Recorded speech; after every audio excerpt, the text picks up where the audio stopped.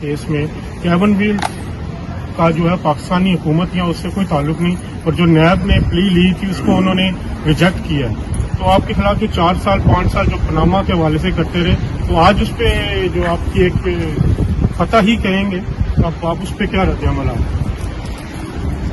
دیکھ لیں، اللہ کا نظام ہے اور وہ ایگزونریٹ کر رہا ہے. اللہ کے فضل و کرم سے ہم ہو رہے ہیں، اور جو زیادتیاں ظلم ہمارے خلاف ہوئی ہیں، میرا خیال ہے کہ اس کا جواب ملا ہے آج، اور ملا بھی کہاں سے؟ یہاں کے ہائی کورٹ سے.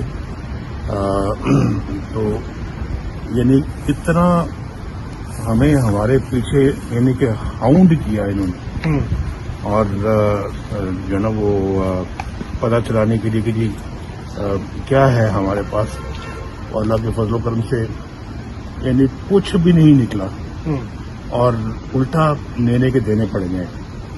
اور جو ہے نا وہ $30 ملین ادا کیے انہوں نے یہاں پہ، اور ابھی اور دینے ہیں. اور یہ کس کا پیسہ ہے یہ، اور یہ کس لیے ضائع کیا گیا، کس لیے یہ خرچ کیا جانا تھا؟ صرف اس لیے کہ بھی پتہ کرنے کے لیے کہ نواز شریف کے خلاف کیا ہے یا اور کچھ پاکستانیوں کے خلاف کیا ہے. تو